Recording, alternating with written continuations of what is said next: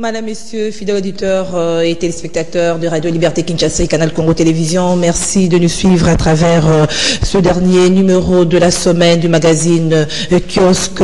Au menu ce vendredi, déclaration du président ougandais Yoweri Museveni qui accuse la MONUSCO de préserver le terrorisme à l'est de la République démocratique du Congo. Aussi, la résolution de l'Union européenne qui conditionne le financement des élections par la libération des prisonniers politiques et le retour des exilés, le rapport de l'ONG américaine Human Rights Watch qui déplore de nombreux cas de violation de droits de l'homme et liberté des presse en République démocratique du Congo, la marche confirmée de laïcs catholiques c'est dimanche 21 janvier 2018. Voilà, c'est là le sommaire ou le menu du magazine Kiosque. Nous allons lire les titres de journaux paru ce vendredi 19 janvier 2018 dans la capitale. La cité africaine du titré marche des laïcs catholiques du 21 janvier 2018, pouvoir clergé les rendent décisifs. Le feuilleton de la loi électorale se poursuit. Toujours à sa une, la cité africaine titre jusqu'où ira le bras de fer pouvoir église. De son côté, la prospérité d'écrire c'est dimanche 21 janvier 2018, Rassop Kassavubu, marche verte confirmée. Marche du 21 janvier 2018, écrit encore la prospérité. Marcel Outembi donne des orientations aux évêques. Forum des As, le Rassop confirme sa marche c'est dimanche. Par cette procession, la plateforme chère au Premier ministre Tshibala entend soutenir le processus électoral. Et puis toujours à sa une, Forum des As d'écrire, RTNC de preuve d'une gestion orthodoxe face à une pluie d'accusations sans fondement contre la direction générale en cette période agitée qui a intérêt à déstabiliser la haute hiérarchie de la radio et télévision publique, s'interrogent les observateurs avisés. Écrit donc à sa une, Forum des As. Les titres de l'agence presse associée, Kabila pris en étau entre le Kato et les protestants, selon Congo indépendant, écrit l'APA, Kabila 2018, de pouvoir ou le pouvoir, il va tenter le diable selon une analyse d'Agora Vox. Ça, c'est l'agence presse associée qui l'écrit. La manchette met à sa une le Rassop dans la rue ce 21 janvier 2018. Toujours à sa une, nouvelle résolution du Parlement européen demande le retour des exilés politiques en toute sécurité. Élection 23 décembre 2018, le Parlement européen veut de garanties. Ce sont là les titres à la une des journaux que nous avons reçus ce vendredi sur le plateau des kiosques. Nous avons donc deux invités comme d'habitude. Il s'agit de Pascal Onge, journaliste à Canal Congo Télévision. Bonjour Pascal. Bonjour Gisèle et Toko. Merci. En tout cas, merci parce que c'est la première fois depuis que l'année a commencé qu'on se retrouve sur le plateau. 2017. Voilà, c'est comme toujours pour analyser les questions d'actualité. Vous savez, j'ai toujours dit que le pays va mal. Et cette année 2018 également commence mal. Voilà la responsabilité de chacun de nous, parce que 2017 s'est clôturé sous une note très négative avec le sang, et 2018 a commencé aussi avec le sang. C'est une année aujourd'hui de tous les dangers, parce que nous attendons les élections avec les comportements des politiques que nous connaissons. Et voilà, je crois qu'à travers ces analyses, et en face de mon confrère, nous serons encore à mesure de donner des points de vue qui vont bien entendu éclairer davantage l'opinion. Merci Pascal. Les confrères en face, c'est Serge Ntseka du Journal de la Ville. Bonjour Serge. Bonjour Gisèle. Merci de nous retrouver sur ce plateau d'élection. Merci de penser. La première fois. Ben non, c'est... avec moi bien sûr. Oui, la première fois avec vous, et merci de penser à nous. Nous sommes toujours disponibles pour autant que nous avons un débat entre journalistes et où on peut essayer d'apporter la lumière sur le sujet de l'heure. Merci d'avoir pensé à nous. Voilà, nous avons donné les menus. Nous prenons le premier sujet, c'est la déclaration ou les propos du président ougandais Yoweri Museveni qui accuse la MONUSCO de préserver le terrorisme à l'est de la République démocratique du Congo. Serge Ntseka, en accusant la MONUSCO de préserver le terrorisme. D'abord, quelle est votre réaction par rapport à ces propos de Yoweri Museveni? On dit qui se sent morveux, c'est mouche. Et la réaction du président ougandais. Je ne voudrais pas verser dans des diatribes négativistes ni irrespectueuses, mais je pense que dénote d'un malaise. Depuis fort longtemps, l'Est de la République du Congo a constitué un fonds de commerce pour certaines autorités, pas seulement congolaises, même de nos pays voisins. Certains se sont donné même une stature internationale à cause de la crise au Congo. Ceux qui agressent le Congo, les forces négatives, proviennent d'où? Ceux qui prennent le Congo comme leur base arrière proviennent d'où? Ils sont entretenus par qui? Ils sont payés par qui? Ils sont recrutés par qui? Et avoir cette réaction, moi je me dis à un certain moment que la MONUSCO a mis les doigts là où il y avait les problèmes et que certains intérêts semblent être mis à mal. Et aujourd'hui, la mission de la MONUSCO au départ c'était une mission de paix. Et dans sa deuxième phase, c'était une mission de stabilisation. Et que si la MONUSCO est accusée aujourd'hui, ça me donne à dire que la MONUSCO est en train de faire son travail. Bien qu'aujourd'hui, contraint à dégraisser. Donc c'est une fuite en avant, ce que vous voulez dire. Mais justement, c'est clair que l'Ouganda est aujourd'hui impliqué entretiendrait la crise à l'est de la République démocratique du Congo. Souviendrez-vous que l'Ouganda a perdu le procès contre la République démocratique du Congo. L'Ouganda doit au Congo des milliards. Le professeur Tshibambu Kalala est là, qui a été avocat de la République. Et je sais pas. Bon, là par la suite, c'était question de procédure, mais sur le plan formel, sur le plan du travail, l'Ouganda a été condamné à cause de la guerre rwando-ougandaise à Kisangani. Donc, à un certain moment, le Congo doit se lever, prendre son leadership en main, s'imposer comme une république, et poser ses marques et faire en sorte qu'il n'y ait pas des gens qui donnent leur... Bon, ils peuvent donner leur avis, mais qu'il n'y ait pas des gens qui parlent au nom du Congo, qui essaient d'engager le Congo. Je reviens à vous, Pascal. À un certain moment, parce qu'il s'agit de la sécurité nationale. 20 ans déjà, est-ce que 20 ans n'arrive pas, si on peut dire ça, à éradiquer les groupes armés à l'est de la République démocratique du Congo? Est-ce que Museveni n'a-t-il pas raison de fustiger l'inefficacité de la MONUSCO? Cette question est très complexe. Je ne veux pas parler de la raison ou du tort, mais simplement lui fait sa lecture. Vous aviez compris, le contraire, vous parlez de la mauvaise posture finalement qui se retrouve l'Ouganda aujourd'hui face à cette question. C'est vrai, parce que quand vous prenez l'Ouganda, quand vous prenez le Rwanda aujourd'hui, ils sont devenus ce qu'ils sont grâce aux ressources congolaises. Simplement parce que dans ces frontières, les entrées sont faciles. Et depuis l'avènement de la FODEL, ces pays sont aujourd'hui régaillardis simplement parce qu'il n'y a pas autorité de l'État à travers le pays. Et la responsabilité, c'est à qui? D'abord, c'est au gouvernement congolais. Et vous allez comprendre l'argument que tient aujourd'hui le président ougandais, c'est un peu semblable à celui qui tenait hier le gouvernement congolais sur la question de la MONUSCO. Le gouvernement congolais également voulait le départ de la MONUSCO. Le gouvernement ougandais accuse la MONUSCO. Et maintenant, le problème, c'est à quel niveau? Si nous devons déjà estimer que l'Ouganda voudrait que la MONUSCO parte pour qu'il atteigne ses objectifs, autant que nous allons aussi réfléchir pour le gouvernement congolais. Autant que nous allons aussi réfléchir pour le gouvernement congolais qui demandait le départ de la MONUSCO pour que peut-être probablement le même objectif soit atteint. Et la question que nous allons nous poser, il s'agit alors cette fois-là de quel objectif? L'objectif, je crois, beaucoup de Congolais connaissent, c'est la question de la portion de terre congolaise à l'Est. Et c'est là l'enjeu. Dans cette portion de terre, il y a toutes les richesses possibles. L'Ouganda, le Rwanda ont mis leurs yeux là-bas. Mais la République démocratique du Congo aussi tente de fermer ses yeux. Et en acceptant que la MONUSCO parte. Mais si aujourd'hui la MONUSCO part, posons-nous la question, est-ce que nous serons en mesure de sécuriser parfaitement, correctement cette partie du pays? Mais Pascal, la MONUSCO qui est là depuis 20 ans, mais il y a toujours des groupes armés qui sévissent à l'est de la République. Mais posez-vous la question, le contraire. Pendant 20 ans, si on n'avait pas la MONUSCO, ça allait être pire. Ah, c'est la question. Mais simplement, vous allez comprendre que l'Ouganda a ses intérêts là-bas.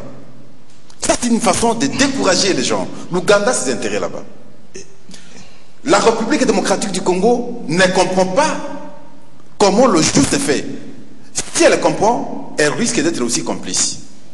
C'est là la grande responsabilité. Et c'est comme ça que quand vous suivez, même nos forces vives sur place ici, lorsqu'ils interviennent sur la question nationale, en termes de l'autorité, ainsi de suite, ils disent, attention, si aujourd'hui nous ne sommes pas en mesure de s'imposer ou de récupérer ce qui nous revient des droits et que les autres s'octroient ce droit, si pas nous, ce sera demain les enfants ou nos petits-enfants pourront maintenant être comme des revanchards finalement pour récupérer. Merci. Et c'est cela la question. Donc ici je pense que autant le Rwanda ou l'Ouganda ont une lecture erronée, stratégique, parce qu'ils ont des intérêts en République démocratique du Congo pour qu'ils découragent la MONUSCO, autant la République démocratique du Congo également semble être pris par le piège.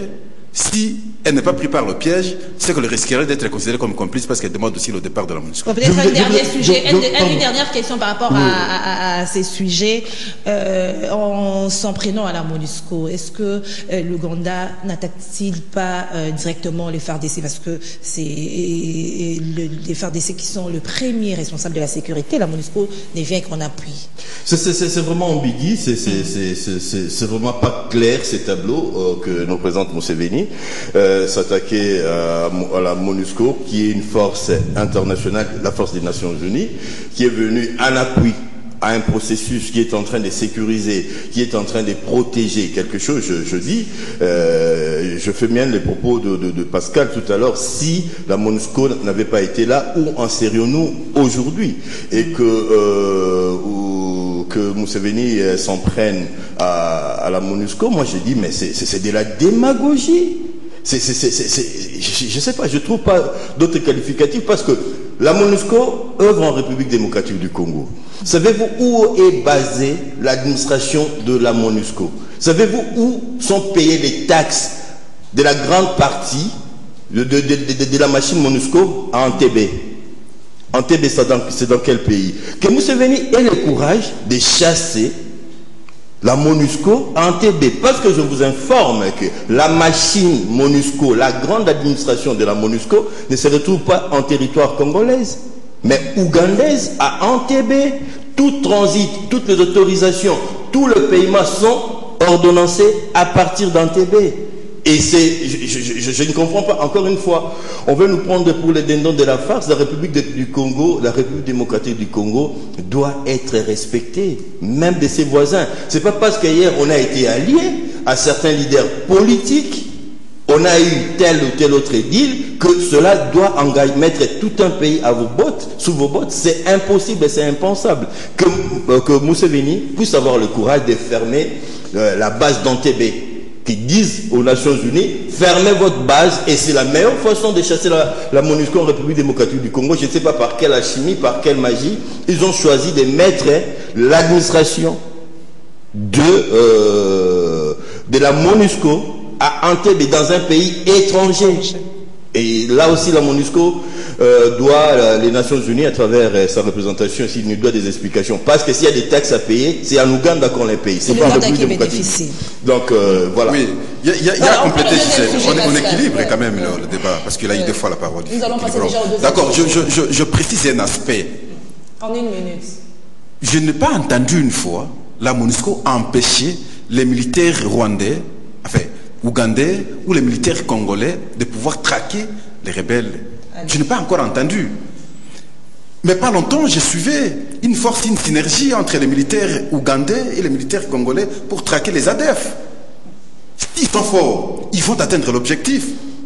S'ils sont forts, encore davantage appuyés par la MONUSCO, ils vont atteindre l'objectif.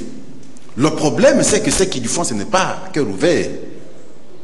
Ils entrent pour des raisons, pour atteindre un objectif. Et lorsqu'ils veulent atteindre un objectif, ils trouvent l'obstacle. Et voilà pourquoi il faut décourager l'obstacle pour qu'ils atteignent correctement l'objectif. C'est simplement d'apporter l'aide à la RDC à travers le UPDF. Non, les aides, on en aura toujours. Mais le problème ici, c'est l'engagement, la détermination des Congolais eux-mêmes. Maintenant, parce que nous sommes attaqués à l'Est, nous avons les militaires. Il s'agit de notre pays, nous devons défendre notre pays. Peu importe l'appui qui peut nous venir de l'extérieur. Qu'est-ce que nous en faisons? Et encore que nous sommes ensemble avec l'Ouganda qui accuse la MONUSCO. Ensemble, qu'est-ce que nous faisons pour commettre la paix et la sécurité à l'est de la République démocratique? Ça se voit clairement, ils ne sont pas à mesure. Donc à ce moment-là, on ne peut pas penser que le mal c'est l'autre. Le mal c'est nous-mêmes. Le mal c'est l'Ouganda. Le mal ce n'est pas la MONUSCO qui appuie les forces congolaises. Et l'ami vous a dit. Et la base s'est chaussée. Qu'est-ce qu'ils en font? Pourquoi ils ont accepté? Ils tirent les avantages. Son mandat fait bien son travail. Non. J'estime peut-être bien que c'est trop. Mais au moins le travail est fait pourvu qu'on gagne, ne fût-ce que l'intégrité de la République. N'est-ce pas? Si la MONUSCO n'était pas là, je crains qu'on n'aurait pas la République démocratique du Congo aujourd'hui dans son format actuel. Voilà, on passe au deuxième sujet. À la veille de la deuxième marche des laïcs catholiques, il y a l'énième résolution du Parlement européen qui recommande à l'exécutif de l'Union européenne de conditionner les financements des élections en RDC, notamment par la mise en œuvre de la description du climat politique avec la libération de prisonniers politiques et puis les retours des exilés. Serge Nteka, que pensez-vous de cette résolution de l'Union européenne? Je pense que, encore une fois, nous sommes des élèves qui devrions apprendre des leçons de nos aînés, de nos pères, de nos oncles, parce que nous donnons l'impression de ne pas être à mesure de nous auto-administrer. Je commence par la déclaration de l'Union européenne, du Parlement européen. Les gens diraient ici, mais de quoi ils se mettent ces gens-là? Ils sont qui pour... Au même moment que nous pouvons nous poser ces questions, ils sont qui ces Européens? Ils sont qui ces Belges à vouloir toujours parler du Congo, qui s'occupent de leurs affaires? Ils ont des problèmes des migrants, ils ont des problèmes de chômage, ils ont des problèmes de leurs administrations avec des corruptions et autres. Mais de quel droit ces gens-là s'inviteraient au débat en République du Congo? Ces gens-là s'invitent au Congo tout simplement parce qu'ils ont eu à donner de l'argent pour faire l'assainissement dans la ville de Kinshasa, par exemple. Ils interviennent dans ce qui concerne si on doit rétaper les écoles, et si on doit donner des dons en médicaments, quand il y a des catastrophes, ils sont là. Et chaque fois que nous avons des problèmes, nous courons pour solliciter. Et c'est devenu, même comme une obligation, la communauté internationale, l'Union européenne doit nous aider. Fort de cela, ils s'arrogent le droit d'ingérence, de regarder et de vous dire si vous ne faites pas ceci, je ne ferai pas cela. Au jour d'aujourd'hui, que la CENI nous dise exactement ce que la CENI a reçu du gouvernement pour organiser les élections.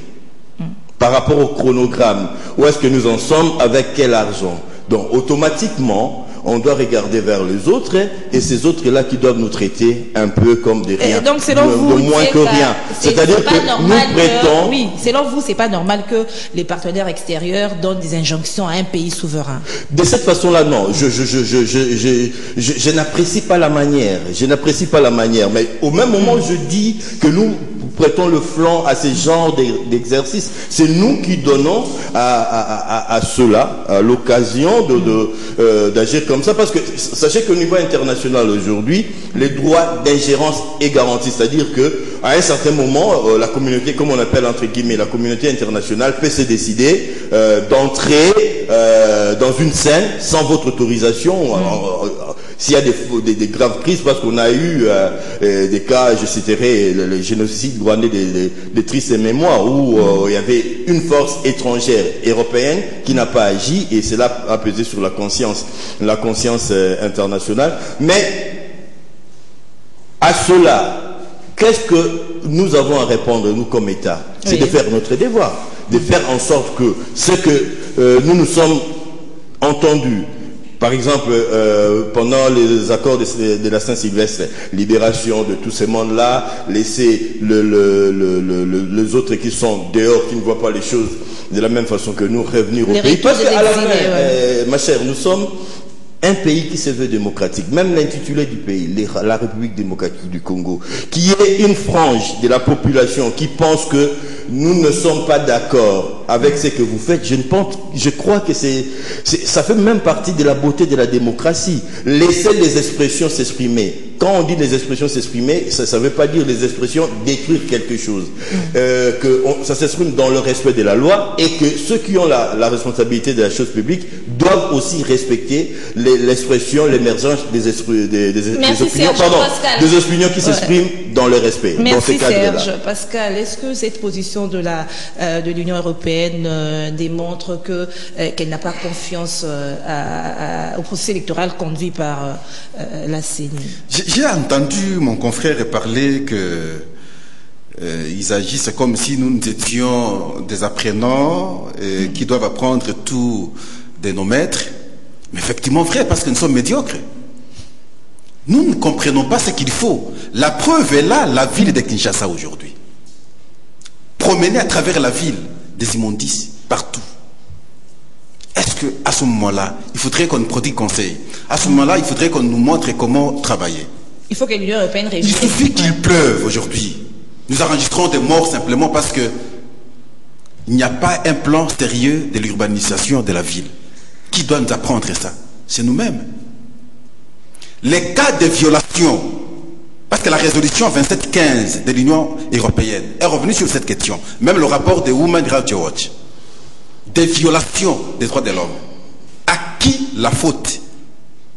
Lorsque nous ne savons pas libérer nos frères que nous avons arrêtés, parfois des dossiers montés, la conscience nous reproche à un certain moment. Ils ne sont pas libérés. À qui la faute? Lorsque nous ne parvenons pas à organiser les élections, et alors que c'était une idole souveraine d'un pays, et avec des prétextes qu'il n'y a pas l'argent, alors qu'il y a des individus dans leurs comptes, ils ont plus de milliards de dollars américains. Mais nous manquons quelques millions pour organiser des élections. À qui la faute? Donc, Pascal, attendez qu'on énumère. Vous voulez dire, Pascal, que c'est à cause de tout cela que les partenaires extérieurs... Vous cassez l'élan de la réflexion. Donc j'étais en train de vous montrer que les partenaires ne disent qu'effectivement ce qui ne va pas au pays. Nous ne sommes pas en vase clos. Aujourd'hui, on ne peut pas vivre en vase clos. Nous sommes obligés d'être toujours en relation avec les autres. Ces autres-là, lorsqu'ils nous disent ce qui ne va pas chez nous, qu'on ne trouve pas de prétexte pour dire comme si... Non, ils ne sont pas des maîtres. Ils sont simplement des gens qui veulent que nous puissions avoir un bon agir pour l'intérêt de tout le monde. En République démocratique du Congo, aujourd'hui, on a créé l'oligarchie. Un groupe de gens s'y retrouve, malheureusement au préjudice de la majorité. Comment renverser maintenant la donne? C'est là l'enjeu. Ce point de vue donné, c'est pour l'intérêt de tout le monde. Je crois que c'est à capitaliser. Mais je veux évoquer surtout la question de la violation des droits de l'homme. Oui. L'année 2017 a été considérée comme une année noire en République démocratique du Congo, avec des violations, des fermetures des médias, des arrestations, ainsi de suite. Pas longtemps qu'hier, on ferme un média à Sidobangui, radio rurale, ce qui est encore curieux appartenant à un membre du gouvernement, José Makila Soumanda, par le gouverneur qui autorise son directeur de cabinet à la contre de toute volonté de procurer des autres, mais il va avec le cadenas, il ferme la radio. C'est une violation en même temps. Mais lui, il est membre du gouvernement, non? Autant que nous avions déploré lorsqu'on avait fermé Canal Kin et les autres chaînes, autant que nous ne pouvons pas continuer. Donc, vous comprenez qu'il y a beaucoup de violations comme ça en République démocratique du Congo. Il faut dénoncer. Et ce cas, nous, de la presse, nous allons suivre jusqu'à ce qu'on va réouvrir. Donc, ici, ces partenaires veulent qu'on atteigne seulement un objectif qui soit celui de satisfaire tout Congolais par l'assise de la démocratie. C'est un combat que nous sommes engagés depuis longtemps. Regardez aujourd'hui l'Église catholique, l'Église protestante. La dernière prédication de l'Église protestante. Oui. On rappelle aux dirigeants ce qu'ils doivent faire, ce qui est encore curieux. Et tout le monde avait la tête inclinée. On dit ceci, je reprends son propos parce que j'ai beaucoup aimé le propos de François David Ekofo. Ouais. J'aime bien l'athlétisme, où il y a des courses à pied surtout. J'aime spécialement une course, la course de relais, où une personne transmet le bâton à une deuxième, troisième et quatrième. Et il fait le parallélisme, il dit, dans l'histoire du pays ou l'histoire politique, c'est aussi pareil. Mais lorsque c'est le temps, finalement, d'organiser des élections pour que l'autre prenne le bâton des commandements, vous créez des prétextes, finalement, pour qu'on tombe dans des violations des droits de l'homme. Et là, vous ne voulez pas que les partenaires en disent un mot. Et lorsque vous avez des difficultés, vous n'étendez que la main. Et quand vous tendez la main, on vous donne, vous ne voulez pas qu'on apporte un mot. Non, là, il y a la malhonnêteté parce qu'on veut se servir pour atteindre un objectif. C'est que les autres disent ce n'est pas mauvais, c'est nous-mêmes qui voulons sacrifier notre pays, qui voulons sacrifier nos frères et sœurs parce que nous sommes égoïstes, nous voulons atteindre nos objectifs privés. Voilà Pascal, les propos, la résolution de l'Union européenne, n'est-ce pas là vouloir une chose et son contraire, parce que nous voyons l'Union européenne qui réclame la tenue des élections, en même temps, elle refuse de financer les élections. Non, il y a une lecture nette qui se dégage lorsqu'on voit le comportement des gens. Ces gens, ils ont des ambassades ici, les ambassadeurs sont ici. Ils savent ce qui se fait en République démocratique. Rien ne se cache. Quand le jeu n'est pas clair, comprenez, et c'est normal qu'ils ne financent pas. Ils ont évoqué aussi la question des sanctions ciblées. Il y aura des sanctions ciblées. Le comportement n'est pas bon. Quand vous tuez vos frères et sœurs, quand vous jetez des gaz lacrymogènes dans des églises, comprenez que des cas comme ça ne peuvent pas être, en tout cas, parce que chez nous, il n'y a pas la justice qui fait son travail correctement. Et c'est comme ça que Kofo revient aussi. Là, il parle. Nous avons un pays qui n'a pas l'autorité, qui s'impose à travers le pays, et la justice également pose problème. Merci voilà Pascal. la conséquence. Faut pas On ouvre la porte. Non, je laisse la porte. On ouvre la porte finalement aux autres de pouvoir parler de nous parce que nous ne savons pas la fermer, nous ne sommes pas protégés. Je te pose une question, tu réponds en quelques secondes, le temps de donner la parole à Serge. En conditionnant le financement des élections à l'Union européenne, est-ce que l'Union européenne ne risque-t-elle pas de donner aux dirigeants congolais le prétexte, il n'a pas répondu à ça, le prétexte pour dire que il n'y a pas de moyens pour financer les élections et reporter encore les élections une fois de plus. D'accord. Pendant une minute. Je ne pense pas que cela soit vrai. Parce que, je vous ai dit, les prérogatives de l'organisation des élections reviennent totalement en République démocratique du Congo. Les autres ne viennent qu'en aide. Et voilà pourquoi, parce qu'ils nous aident, ils s'imposent à un certain moment. Organisons les élections, ne trouvons pas de prétexte. On m'a toujours appris que les élections de 2011, c'est la République démocratique du Congo qui a financé. Mais pourquoi aujourd'hui on ne s'est pas financé? Vous savez la raison. Vous savez la raison pourquoi on ne finance pas jusque-là les élections correctement? Vous savez? Parce qu'on est fait mandat. Il n'y a pas autre chose que ça. Si on était en cours de mandat, où on pouvait concourir pour d'autres mandats, on financerait les élections, on organiserait les élections depuis longtemps. Je voulais placer un mot, peut-être deux, en rapport à ces sujets qui nous occupent en ces moments. Oui. Je dis tantôt que nous, Congolais, prêtons le flanc à ces genres de pratiques, c'est-à-dire qu'on donne l'impression à un certain moment que notre solution devait venir des Occidentaux. Et là, l'Union européenne conditionne son aide. Parlons-en. Mais moi, je suis en train de craindre une chose. Et je me dis, les Européens ne peuvent pas aimer les Congos plus que nous-mêmes. Ils ne peuvent pas avoir des solutions idoines à nos problèmes plus que nous-mêmes. Je ne verse pas dans le nationalisme, mais je suis en train de dire quelque chose à partir d'une petite expérience. On se retrouve vers les années 90, on est en train de terminer les écoles secondaires avec le début de l'ouverture de l'espace politique. Il y a de politiques congolais, que je ne citerai pas, qui ont fait le tour de toutes les chancelleries du monde, de tout le Parlement pour dire n'aidez pas le Zaïre parce que le gouvernement qui se trouve là, c'est un gouvernement médiocre et catastrophique. Conséquence, la coopération avec l'Europe, notamment la coopération belge, s'était arrêtée. La faculté des polytechniques de Kinshasa, de l'université de Kinshasa, s'est retrouvée avec autant d'années, c'est-à-dire une année académique pouvait prendre 3-4 années. Les gens qui ont vécu cela sont là.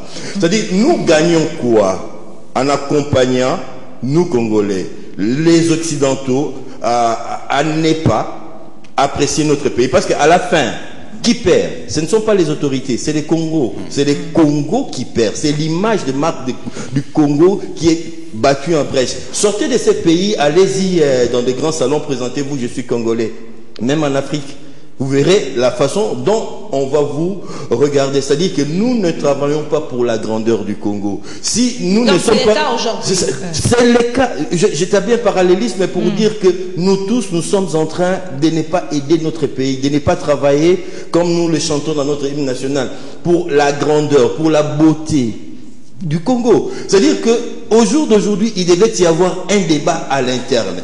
Sommes-nous incapables de dégager des moyens pour organiser des élections en République démocratique du Congo? Si je vois le potentiel que nous avons, je dirais non. Mais s'il y a des difficultés à transformer des potentiels en effectivité, mais parlons d'une seule voix de manière à ce que même si on doit recevoir de l'aide, que ce soit une aide respectueuse, qui respecte la personne du Congo, qui respecte l'État du Congo, parce qu'il faut faire un distinguo entre l'État et les hommes d'État. Les hommes d'État vont passer, mais l'État est censé rester. C'est-à-dire que dès lors qu'on est là, on ne doit pas laisser un passif tel que ceux qui viendraient après puissent être mal compris, non respectés par ceux-là qui sont en train qui sont censés entrer en relation avec nous.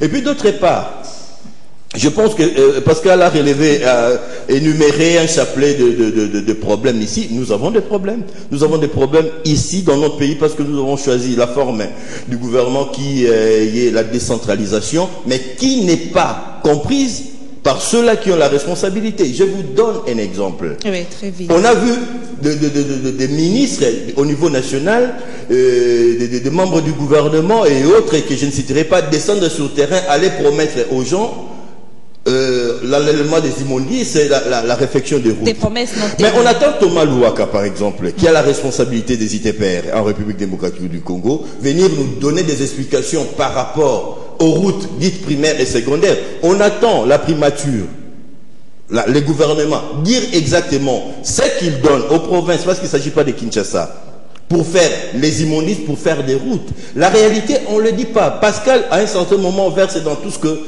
la presse rouge qui se déverse au kiosque pour dire des choses qu'on ne vérifie pas. Pascal, as-tu déjà été là où on adopte des budgets, que ce soit à l'Assemblée nationale ou à l'Assemblée provinciale? Non. Quelle quantité revient à nos provinces de manière générale dans le budget national? Et je prends le cas de Kinshasa pour faire l'assainissement. Kinshasa a 100 000 $ pour faire l'assainissement le mois. 100 000.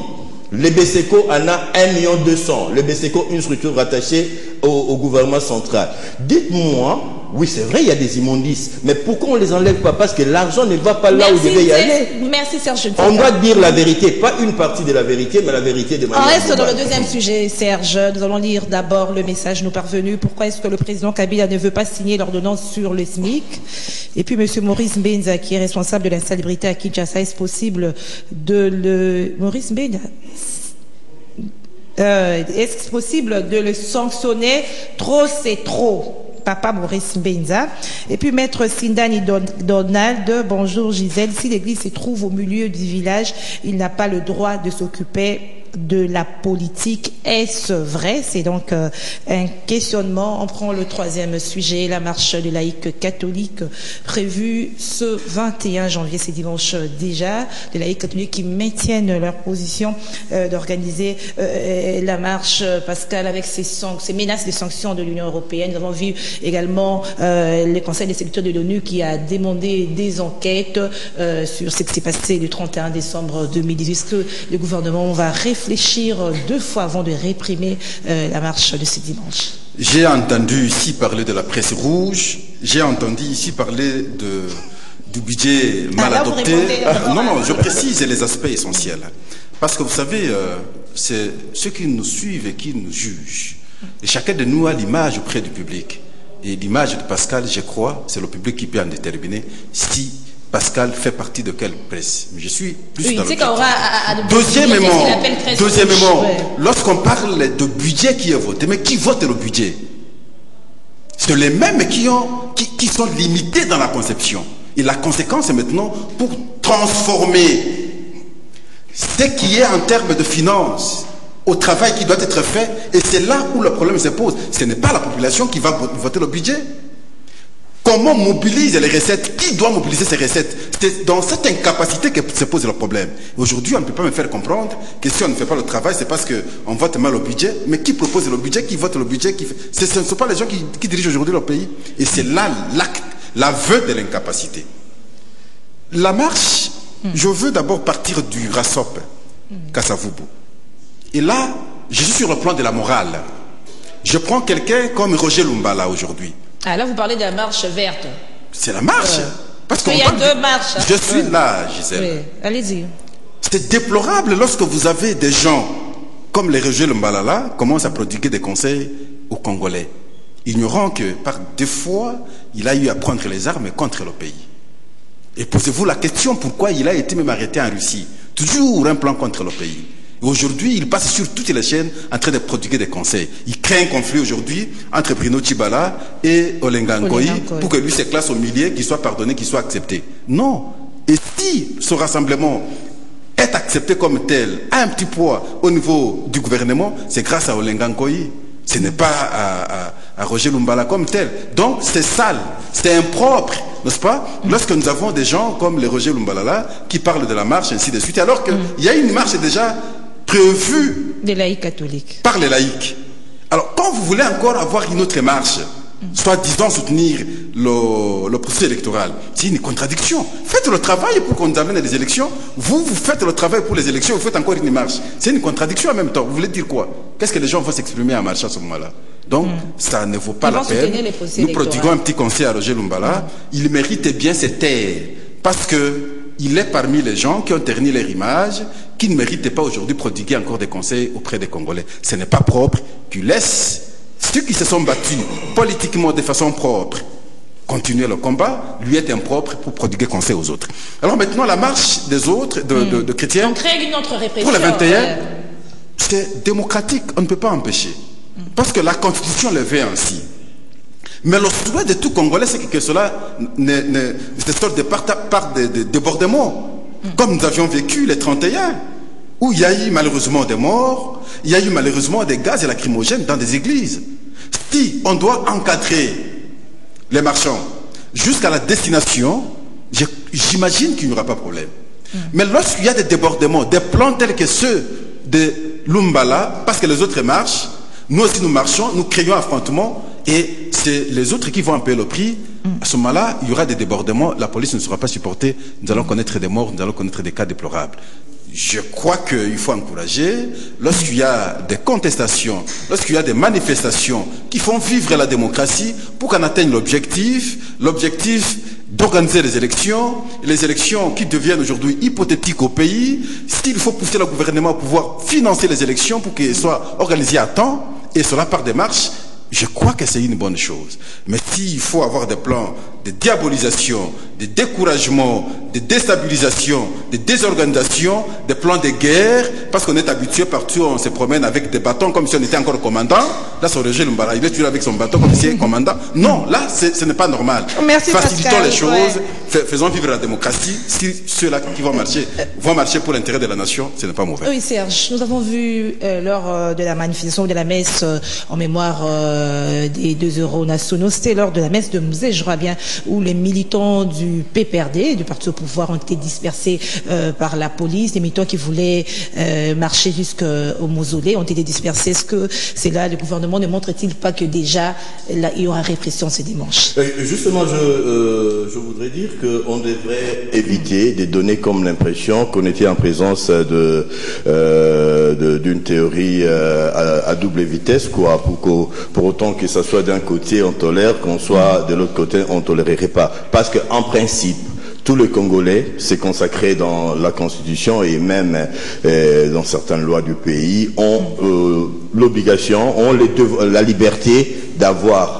d'adhérer à de à des formes de pensée, à des religions ou même de s'exprimer librement. Donc ça, vous me passerez la redondance. C'est-à-dire que cette expression libre, c'est justement pour souligner ce caractère libre. Et que même, c'est un régime d'information. On devait informer. Et que, à mon entendement, il ne devait pas y avoir de problème. Il y a des problèmes aujourd'hui. Pourquoi? C'est parce que c'est lié un peu à cette atmosphère explosive liée à la politique de l'heure où les opinions, le corps ne s'harmonise pas, les opinions des gens ne s'attendent pas, et que de tous côtés on est en train de craindre une explosion. Je donne l'exemple. Le 21, le laïc promettent de récidiver. Je pense qu'ils sont pris toutes les dispositions, c'est-à-dire informé, parce que c'est un régime d'information, l'hôtel de ville. Mais au même moment, il y a un groupe de politiques qui pensent organiser la même chose, la même activité. Est-ce que c'est normal? Alors, n'est-ce pas là une manière de vouloir noyer le poisson? C'est-à-dire faire en sorte que les catholiques, les laïcs catholiques, sont à la base de ce qui peut arriver à ce moment-là. Je crois qu'il faut un peu de la bonne foi. Et vous me passez l'expression, n'est pas tellement propre à la télé, de la jugeote. C'est-à-dire qu'on ne peut pas devenir démocratique, on ne peut pas vivre en paix tant que certaines opinions seraient constamment empêchées de s'exprimer. Et je pense que ça c'est impossible. À un certain moment, il faudrait vraiment trouver les moyens d'encadrer et de laisser les gens dire, parce que le lendemain, le jour se lèvera et que le Congo continuera. Que les gens disent que nous voulons l'application intégrale de l'accord. Mais c'est de leur droit parce que nous sommes en démocratie. Mais que aussi d'autre part, le pouvoir public dise que je ne veux pas de débordement, je ne veux pas qu'il y ait de la récupération. Je pense que c'est de leur responsabilité de faire en sorte que quand les gens marchent, qu'il n'y ait pas de blessés, qu'il n'y ait pas de morts. Mais la magie, c'est de savoir doser les deux. Doser les deux. Nous voulons marcher. Pourquoi? Pour quelle fin? Nous ne voulons pas encadrer. Pourquoi? Pour quelle fin? C'est la réponse à ces deux questions qui pourraient peut-être faire de nous un État démocratique. J'ai reçu une question par rapport à la capacité, parce qu'on parle de capacité de mobiliser. Il y a la majorité qui dit que l'opposition n'a pas la capacité de mobiliser, les laïcs catholiques. Est-ce que la grande question de savoir, est-ce que aujourd'hui, sans policiers, militaires en route, les laïcs ou les opposants seront capables de mobiliser la population pour marcher? Attendez, nous avons quelques expériences ici. Quand le peuple décide de marcher, il n'a pas besoin de policiers, il n'a pas besoin de leaders, il n'a pas besoin de mots d'ordre. Dites-moi qui est ce leader politique de la majorité et de l'opposition qui peut dire à 10 000 personnes venez comme ça, sans rien? Arrêtez. Le vrai problème ici, il faut regarder du côté social. Ceux qui seront capables de canaliser les aspirations, des aspirations de la population, trouver des mots qui aillent dans le sens de l'attente de la population, proposer des solutions, c'est celui-là qui s'imposera comme un vrai leader. Au jour d'aujourd'hui, leader pour faire drainer des foules, en tout cas contre des espèces sonnantes et trébuchantes, d'accord. Mais comme ça, par son charisme, je doute un peu, je douterai un peu. Mais nos populations, notre peuple est capable à un certain moment de se lever, comme a dit quelqu'un, comme un seul homme, et pour dire d'une seule voix ce qu'ils pensent tous de la même façon. C'est-à-dire, on doit éviter d'en arriver à cela. On doit éviter d'arriver à cela, c'est-à-dire à un certain moment, ouvrir, par exemple, l'exemple de la démocratie, cette émission où les opinions s'expriment même de manière véhémente. On devrait avoir des espaces d'expression où les gens, ou des associations, ou des opinions devraient s'exercer, et ça nous éviterait à un certain moment l'explosion qui ne serait pas heureuse pour le pays. Pascal, vous avez la parole en dernier lieu. C'est un faux plan si nous devons avoir deux marches le même jour. C'est une façon de pousser l'autorité à refuser les marches, ou la marche qui a été initialement prévue. Ça, c'est un plan diabolique. Nous avions connu avec la majorité qui programmait sa marche, ou ses marches, généralement après que l'opposition ait programmé ses marches. Et là, c'est un mauvais plan de la part de Roger Lombala, toujours. Aujourd'hui, il se transforme en donneur de leçons. Deuxièmement, si la ville de Kinshasa aujourd'hui est sale, moi je ne voudrais pas qu'on aille chercher les sorciers ailleurs. C'est dans l'incapacité de transformer l'intelligence, n'est-ce pas, au besoin social, ou à la satisfaction, ou à l'attente de la population. C'est cela, pas autre chose. On parlait de Troisièmement, les violations des droits de l'homme. Il ne faudrait pas qu'on incombe la faute à quiconque. Donc nous sommes nous-mêmes responsables de ce qui se passe au pays. Et les gens pensent que lorsqu'on a le pouvoir, c'est pour y rester éternellement. Non, c'est juste une période. Demain, c'est le tour des autres, et ainsi, nous allons faire vivre notre démocratie. Mais l'impression que les acteurs congolais, lorsqu'ils ont le pouvoir, c'est qu'ils croient y rester définitivement. À ce moment-là, ils ferment l'œil, ils font n'importe quoi contre leur population. Quatrièmement, toujours en rapport avec les violations des droits de l'homme, surtout sur le côté presse, parlons-en clairement. Pourquoi Ouman Raoutiouchi doit parler de nous et nous-mêmes, nous ne parlons pas de nous-mêmes. Ils vont nous reprocher. Il y a jusqu'aujourd'hui, et d'ailleurs, je plaide curieusement, circonstanciellement, le cas même de la chaîne de Roger Lumbala en question. Je comprends pourquoi il fait des jeux yeux doux au pouvoir pour qu'on réouvre sa chaîne, pour qu'il soit accepté parce qu'il était vomi. Et maintenant, avec tous les péchés, qu'il soit pardonné parce qu'il a eu à prendre les armes, même pendant qu'il ne fallait pas prendre les armes. Maintenant, il voudrait se pardonner comme ça, comme tel par la majorité, et prendre fait et cause totalement de la majorité au péché du combat de la population. Ça, c'est très grave. Donc, il faudrait qu'on réouvre les chaînes. RL TV, on doit réouvrir. Les chaînes de Moïse Katumbi à Lumbashi, on doit réouvrir. On doit réouvrir également ce qu'on vient de fermer à Gemena, on doit réouvrir. La radio, ça appartient à Roger Makila. Non, mais parce que le gouverneur aujourd'hui, on lui pose la question sur les 100 jours de sa réalisation, incapable maintenant de dresser un bon bilan. Il faut chercher les sorciers ailleurs, comme on cherche dans la ville de Kinshasa, lorsqu'on ne sait pas évacuer les immondices. C'est ainsi, et voilà pourquoi il est allé s'attaquer à une radio qui critique maintenant sa gestion, simplement ça. Il n'y a pas autre chose. Donc, ici, nous avons la responsabilité, nous Congolais, il faudrait qu'on comprenne ce que nous devons faire pour notre pays. Je vois qu'ici, la disposition biblique est telle qu'a évoqué révérend François David Ekofo. Ah oui, vous revenez sur Deutéronome 10, 14. Et psaume 115, il dit, voici à l'Éternel ton Dieu, appartiennent les cieux, mais il a donné aux hommes la terre. C'est aux hommes de transformer la terre. Mais curieusement, en République démocratique du Congo, nous avons notre terre, mais nous-mêmes incapables de transformer notre terre au bonheur. Juste un mot. Comment est-ce que vous réalisez par rapport à la réaction de la majorité présidentielle à travers son porte-parole au propos de... Et d'ailleurs, révérend Ekofa était si fort que Mosengo, d'ailleurs. Si fort que Mosengo qui a parlé. Et il disait en d'autres termes, parce que généralement c'est des philosophes, il disait en d'autres termes que vous êtes, n'est-ce pas, le monseigneur avait appelé le concept de l'archevêque était encore comment? Des médiocres, parce que vous ne parvenez pas à transformer. C'est que Dieu vous a doté. Il est disait en d'autres termes ainsi. Alors quand la majorité réagit, vous aviez senti un peu de l'impuissance parce qu'on est en face de certaines réalités qui sont indéniables. Lorsqu'on les expose, il faut à un certain moment s'incliner, comme ils se sont inclinés à l'église. Ils ont reconnu, ils pensaient trouver Marini, mais là ils étaient en face de quelqu'un qui ne disait que la vérité. Voilà, j'admire la capacité de mon frère Pascal qui est très transversale. Une question sur la marche, il nous amène jusqu'à Gemena pour parler de la radio de José Makila. On cite constamment le nom de personnes ici alors qu'il était question d'analyser. Et comme il aime tellement la ville de Kinshasa, je vais lui servir quelques gâteaux. La ville de Kinshasa a un budget de 250 millions de dollars. Et parce que tu aimes Kinshasa, tu l'as beaucoup cité. 2007, la ville de Kinshasa a fonctionné avec 30 millions sur les 300 millions de prévus. Tu sais pourquoi?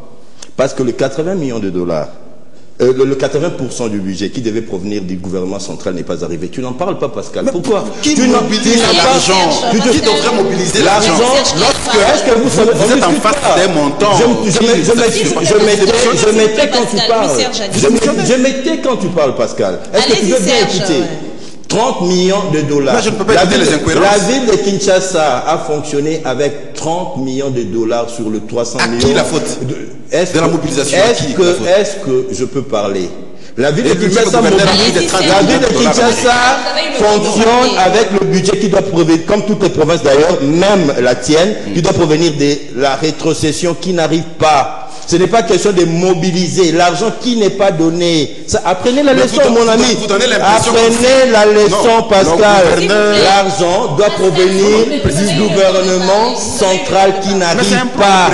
Ce que les provinces mobilisent constitue 20% de leur budget. 20%, c'est ce qui est mobilisé. Les 80%, c'est-à-dire le budget d'investissement est retenu et actionné par le gouvernement central. Voyez pourquoi il y a tout ce problème, parce que le gouvernement central ne veut pas lâcher, ne veut pas collaborer. Dites à José Makila, dites au Premier ministre, à tous ces monde-là, de libérer les fonds,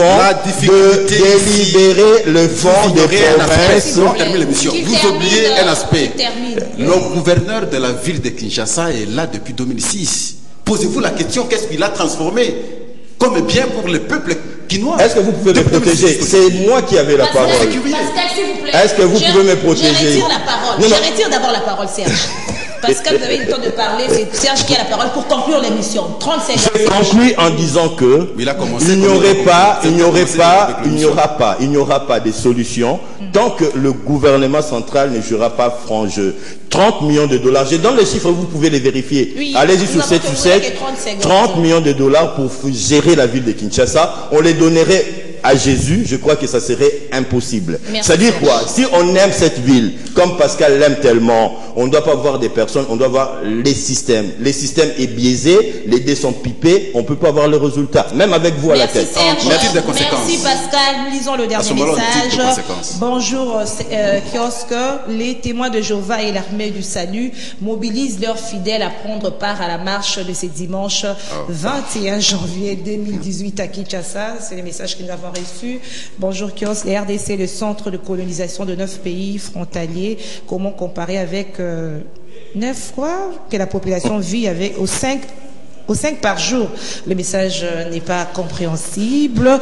Voilà, c'est par ici que nous mettons un terme à ce magazine kiosque dernier numéro de la semaine. Comme chaque vendredi, c'est la cotation. Aujourd'hui, c'est en termes d'excellent et médiocre. Romain Makonda, excellent. Nous dit Montir, excellent. Fiston Atunga, médiocre. Moro Nzambe, médiocre. Bob Nzambe, lui, il est au milieu entre excellent et médiocre. On doit chercher un autre pasteur pour nous dire le terme. Moi-même, Gisèle Topo, excellente. Serge Kabongo, médiocre. Au revoir, la semaine prochaine.